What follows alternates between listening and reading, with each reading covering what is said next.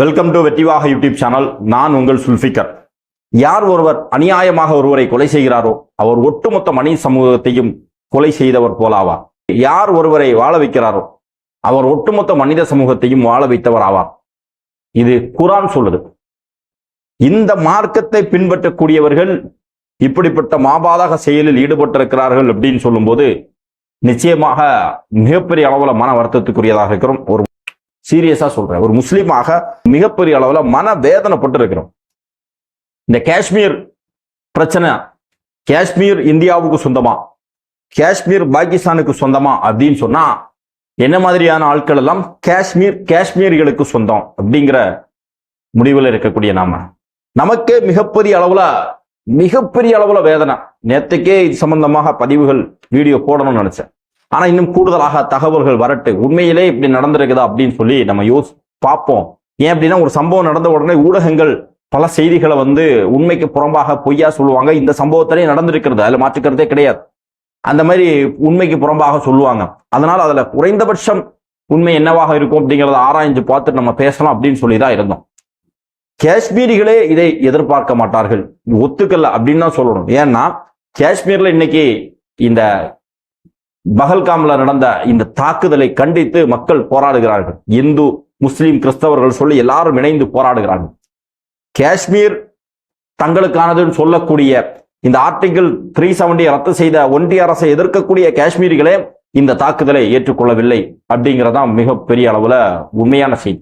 ஆனா இங்க தொடர்ந்து இதே மாதிரி காஷ்மீர்ல ஒரு தாக்குதல் நடைபெற்று விட்டாலோ அல்லது எங்கேயாவது ஒரு தாக்குதல் நடைபெற்று விட்டால் ஒரு கூட்டம் அப்படியே இருந்துகிட்டு என்ன சொல்லுவோம்னா ஒட்டுமொத்த இஸ்லாமியர்களையும் பழி சொல்லும். இஸ்லாமிய மார்க்கமே இப்படிதான், இஸ்லாமியர்கள் இப்படிதான், இவர்களை வாழப்படக்கூடாது, இவர்களை பாகிஸ்தானுக்கு அனுப்பணும், இவர்கள் அப்படி இவர்கள் இப்படின்னு சொல்லி இந்த பக்கத்துல இருந்து வெறுப்பை, காஷ்மீர்ல ஒரு இடத்துல நடந்த ஒரு துயரமான செய்தி ஒட்டுமொத்த இந்தியாவில் இருக்கக்கூடிய மக்கள் மேலேயும் ஒரு வெறுப்பை விதைக்கக்கூடிய வேலையை செய்வாங்க.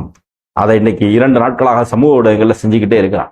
அதே மாதிரி இந்த பக்கம் இஸ்லாமியர்கள் தரப்புல இருந்து இதே மாதிரி ஒரு சம்பவம் நடந்துச்சுன்னா உடனடியாக என்ன பண்றது அப்படின்னு சொன்னா இது சதியாக இருக்கலாம், இதுக்கு பின்னாடி வேற இந்துத்துவ அமைப்புகள் இருக்கலாம்.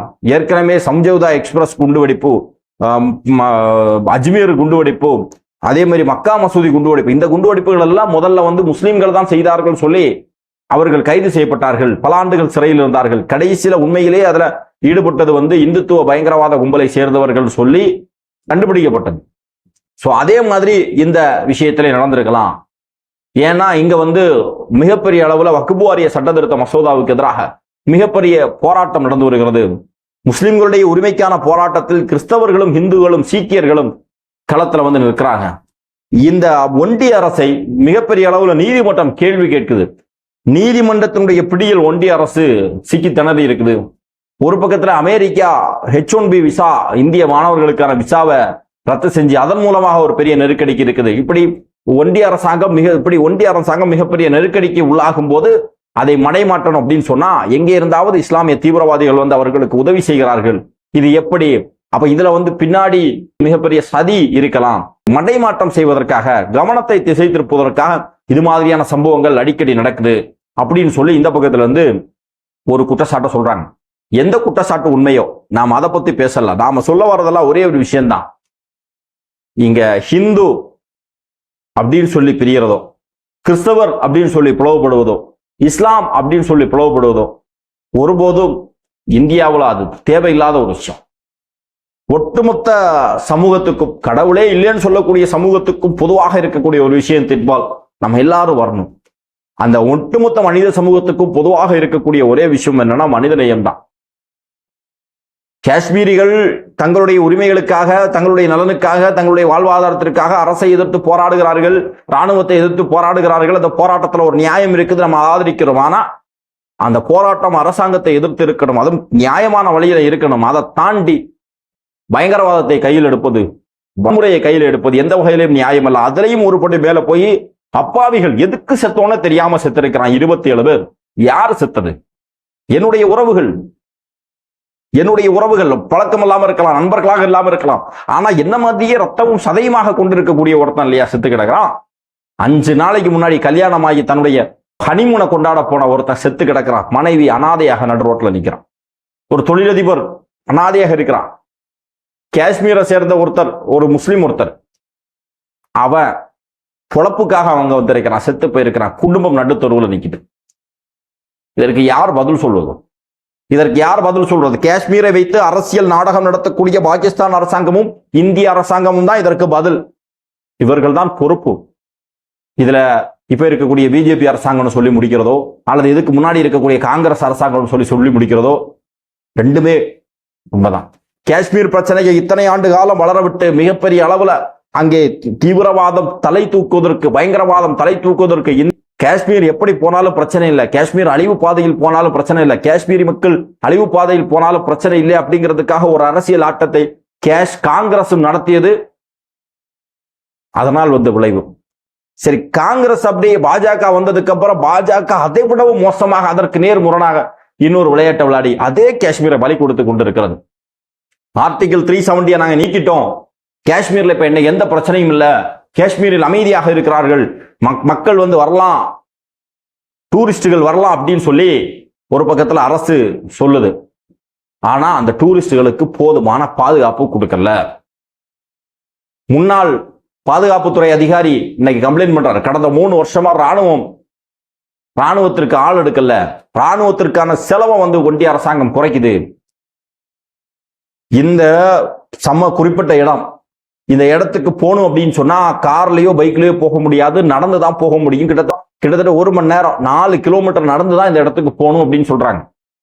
அப்ப அந்த இடத்துல இந்த தீவிரவாதிகள் வந்து அங்க ஒவ்வொருவரையும் பார்த்து நீ என்ன மதம் அப்படின்னு சொல்லி அவனுடைய ஆடையை கலட்டி செக் பண்ணி சுட்டு கொல்லணும் அப்படின்னா குறைந்தபட்சம் அந்த சம்பவம் நடக்கக்கூடிய இடத்துல 1/2 மணி நேரம் இந்த சம்பவம் நடந்திருக்கு. ஆனா அங்க இருக்கக்கூடிய பாதுகாப்புத்துறை அதிகாரிகள் என்ன செய்து கொண்டிருந்தார்கள்?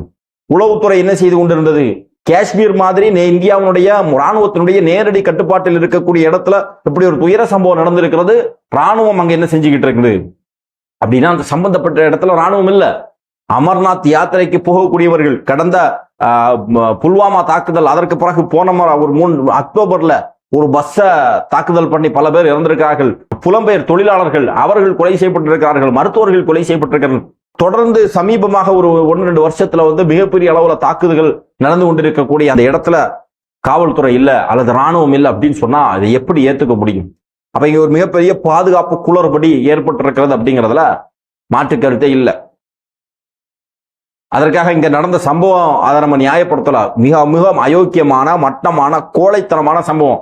இதுல யார் ஈடுபட்டிருந்தாலும் தயவு தாட்சணை இல்லாமல் அவர்கள் நடவடிக்கை எடுக்கணும். அவர்கள் சட்டத்துக்கு முன்னரே நிறுத்தி அவர்களுக்கு தகுந்த தண்டனை இந்திய அரசாங்கம் கொடுக்கும் அப்படிங்கிறதுல நமக்கு நம்பிக்கை இருக்குது. ஆனா செத்து போனவங்களை திரும்பி கொண்டு வர முடியுமா? இன்னைக்கு அனாதையாக நிற்கக்கூடிய இந்த குடும்பத்துக்கு யார் பொறுப்பு? ஒரு சந்தோஷமாக தங்களுடைய விடுமுறை நாட்களை கழிக்கலாம்னு சொல்லி போனவங்களுக்கு இவ்வளவு பெரிய பேரிழப்பு அப்படின்னு சொன்னா மதம் கடந்து, ஜாதி கடந்து, மொழி கடந்து, இனம் கடந்து நம்ம எல்லாருமே வெட்கப்பட வேண்டும். இவர்களை கொன்னது ஒரு மனுஷனா நான் ரொம்ப வெட்கப்படுறேன். எல்லா மதத்திலையும் இது மாதிரியான எக்ஸ்ட்ரீமிஸ்ட் இருக்கத்தான் செய்யறாங்க. ஏன் நம்ம பார்க்கல? உத்தரப்பிரதேசத்துல பார்க்கலையா கும்பலா போய் முஸ்லிம்கள் படுகொலை செய்யப்படுவது? அது எந்த அளவுக்கு மோசமான, கேவலமான, அருவருக்கத்தக்க ஒரு மிக பயங்கரவாத செயலோ அதில் சற்றும் குறைவில்லை. இன்னும் சொல்ல போனா ஒரு பட்டி மேலதான் போய் இந்த பயங்கரவாத செயல் நடந்திருக்கிறது. ஒவ்வொரு முஸ்லீமும், ஓப்பனா சொல்றேன், ஒவ்வொரு முஸ்லீமும் இந்த நடந்திருக்கக்கூடிய இந்த தாக்குதலை நினைச்சு வருத்தப்படுறான். ஒவ்வொரு முஸ்லீமும் எப்பெல்லாம் இந்த இந்திய சமூகத்துல வந்து ஒட்டுமொத்த மக்களும் முஸ்லீம்களுக்கு ஒரு வகையில ஆதரவாக வரக்கூடிய இந்த நேரத்துல இது மாதிரியான பிளவுவாத சக்திகள் எங்கிருந்து வருவாங்கன்னு தெரியாது. ஒட்டுமொத்தமாக ஒரு பிரச்சனையை பண்ணி இங்க இந்து முஸ்லீம்களுக்கு இடையே நிரந்தர பகையை உருவாக்குவதற்கு வந்து விடுகிறார்கள். அப்படிங்கிறதா இங்க இருக்கக்கூடிய ஒவ்வொரு முஸ்லீமுடைய மன வருத்தமே. அதே நேரத்தில் கடந்த காலங்கள்ல சில சதிகளை கண்கூடாக பார்த்திருக்கிறோம். செய்திகள்ல வரக்கூடிய செய்தி ஒன்றாக இருக்கும், ஆனா இதற்கு பின்னாடி நடந்திருக்கக்கூடிய அரசியல் அப்படிங்கிறத நம்ம ஆய்வு செய்யும் போது அது சம்பந்தமே இல்லாம யாரையோ ஒருத்தரை நம்ம குற்றவாளி நினைச்சிட்டு இருப்போம். ஆனா அதுக்கு சம்பந்தமே இல்லாம இன்னொருத்தர் அதன் மூலமாக பலனடையக்கூடியதெல்லாம் நம்ம பார்த்துருக்கிறோம். இப்ப கூட அதானியினுடைய இந்த பவர் செக்டாருக்கு காஷ்மீர் பாகிஸ்தானுடைய எல்லை பகுதி கொடுக்கப்பட்டிருக்கிறது அப்படின்னு சொல்லி ஒரு பிரச்சனை இருக்குது. அதன் காரணமாக கூட இப்படி ஒரு சம்பவம் நடந்திருக்கலாம் அப்படின்னு சொல்லப்படுகிறது. இப்படி பல்வேறு நபர்கள் அவர்களுடைய இஷ்டத்துக்கு சில கருத்துக்களை சொல்றாங்க. இது எப்படியோ இழந்தது பல உயிர்கள். என்னுடைய அண்ணனை நான் இழந்ததான் நினைக்கிறேன். என் வீட்டுல ஒருத்தரா இறந்ததா நினைக்கிறேன், எல்லாருமே அப்படி நினைங்க. இதற்கு மதம் காரணம் கிடையாது அன்பு சகோதரர்களே. எங்கேயோ நடந்த ஒரு சம்பவத்துக்காக ஒட்டுமொத்தமாக தான் வீட்டுல காலையில வீட்டை விட்டு வெளியிறங்கி போனோம்னா நம்ம பார்க்கக்கூடிய ஒரு தொப்பியும் தாடியும் வச்சிருக்கக்கூடிய ஒரு முஸ்லீமை அந்நியனாக நினைக்கணும் அப்படிங்கிற மனநிலை இன்றைக்கு இந்த சம்பவத்தின் ஊடாக மிகப்பெரிய அளவுல விஷ விதைகளாக விதைக்கப்படுகிறது. அதை ஒருபோதும் நம்ம ஏற்றுக்க முடியாது. எந்த முஸ்லீமும் இதை ஏற்றுக்கொள்ளவில்லை. எல்லா சமூகத்திலையும் இது மாதிரியான பயங்கரவாதிகள், இது மாதிரியான தீவிரவாதிகள், இது மாதிரியான சமூக விரோதிகள் இருக்கிறார்கள். அப்படி ஒரு சமூக விரோத கூட்டம் தான். அவர்கள் இதற்கு நியாயம் கற்பிக்கிறார்கள். காஷ்மீர் அப்படிங்கிறது அந்த நியாயம் ஒருபோதும் எடுபடாது. இந்த வன்முறையை காஷ்மீர் மக்கள் ஏற்றுக்கொள்ளவே மாட்டார்கள். காஷ்மீரிகள் இப்படிப்பட்ட அப்பாவிகள் மீதான தாக்குதல் மேல காஷ்மீரிகளுக்கு உரிமை வேணும், காஷ்மீர்களுக்கு சுதந்திரம் வேணும், காஷ்மீருக்கு நல்வாழ்வு வேணும் சொல்லி எந்த காஷ்மீரும் நினைக்க மாட்டான். அவர்களுடைய பேரை சொல்லி பாகிஸ்தான் ஒரு மிகப்பெரிய அரசியலை செய்கிறது, அவர்களுடைய பேரை சொல்லி இந்தியா ஒரு மிகப்பெரிய அரசியலை செய்கிறது. இந்த இரண்டு பேருடைய அரசியல் விளையாட்டுக்கு பலியாகக்கூடியது காஷ்மீரும் இந்திய மக்களும் தான். அப்படிங்கிறதுல எந்த விதமான மாற்று கருத்தும் கிடையாது. நிறைய விஷயம் பேசணும் அப்படின்னு நினைச்சா நான் வீடியோல தொடர்ந்து இந்த சம்பவத்தை நம்ம இது பண்ணும்போது வார்த்தைகளை சில இடங்களில் தடுமாறிடுமோ அப்படிங்கிற ஒரு பயம் இருக்கு. அன்பார்ந்த சகோதரர்களே, ஒரு முஸ்லீமாக ரொம்ப வருத்தப்படுறேன் நான். இஸ்லாம் காட்டாத ஒரு வழிமுறை. இஸ்லாம் அடுத்தவர்கள் மேல அன்பு செலுத்த சொல்லுது. இஸ்லாம் ஒருவர் பாதிக்கப்பட்டால் அவனுக்காக துவா செய்ய சொல்லுது. ஒருத்தர் உடல்நிலை சரியில்லாம இருந்தா அவனுக்காக துவா செய்யுங்க, அவனுக்காக பிரார்த்தனை செய்யுங்கன்னு சொல்லுது. அவனை போய் நலம் விசாரிக்கன்னு சொல்லுது. அடுத்தவர்களுக்கு ஒரு போர்க்காலத்துல கூட பெண்களுக்கு எதிராகவோ, குழந்தைகளுக்கு எதிராகவோ, அல்லது விவசாய நிலங்களுக்கு எதிராகவோ போர் செய்யக்கூடாது, விவசாய நிலத்தை அழிக்கக்கூடாது, மரத்தை வெட்டக்கூடாது இப்படின்னு சொல்லி இஸ்லாம் சொல்லுது. அப்படிப்பட்ட ஒரு கட்டுப்பாடான ஒரு மனிதநேயம் மிக்க மார்க்கத்தை சேர்ந்தவர்கள் அந்த மார்க்கத்தின் பெயரால் இது மாதிரியான அநியாயமான செயலை செய்யும் போது ஒருபோதும் அவர்களை நாம யாருமே ஆதரிக்க கிடையாது. ஒட்டுமொத்த மக்களும் யாருமே ஆதரிக்கிறது கிடையாது. ஆனால் அரசியல் காரணங்களுக்காக இதெல்லாம் நடத்தப்படுகிறது அப்படிங்கிறதான் மிகப்பெரிய அளவில் நமக்கெல்லாம் வருத்தம். இந்த சம்பவம் அப்படிங்கிறத மிகப்பெரிய அளவில் கண்டனத்துக்குரியது. ஒரு கோழைத்தனமான கேவலமான செயல் அப்படிங்கிறதான் சொல்லணும். உங்களுக்கும் அரசாங்கத்துக்கும் பிரச்சனை, அரசாங்கத்திடம் நேரடியாக மோதணும். அதை விட்டு அப்பாவிகளை கோழைத்தனமான சம்பவம்னு தான் சொல்லணும். அப்பாவிகளை, ஏதோ மறிய அப்பாவிகள், எதுக்கு செத்தோன்னு தெரியாம 27 பேர் செத்திருக்கிறான். அவர்கள் அத்தனை பேருடைய குடும்பத்திற்கு நம்முடைய மனமார்ந்த இரங்கலையும் அஞ்சலியும் செலுத்தி இரங்கலை தெரிவித்துக் கொள்கிறோம். அன்பாம் சோழே, அவரை இழந்து வாழக்கூடிய அந்த குடும்பங்களுக்கு அழகிய பொறுமையை இறைவன் கொடுக்க வேண்டும். அரசும் போதுமான அளவுக்கான நிவாரணங்களை அவர்களுக்கு கொடுக்கும். இந்த சம்பவத்தில் ஈடுபட்ட ஒருத்தம் கூட, இதற்கு பின்னாடி இருந்து செயல்பட்டவர்கள் கூட நிச்சயமாக அவர்கள் தண்டிக்கப்பட வேண்டும் அப்படிங்கிறதுல எந்த விதமான மாற்று கருத்தும் கிடையாது.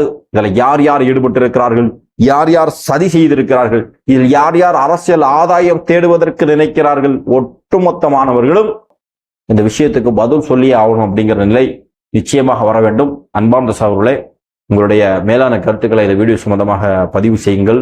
நன்றி.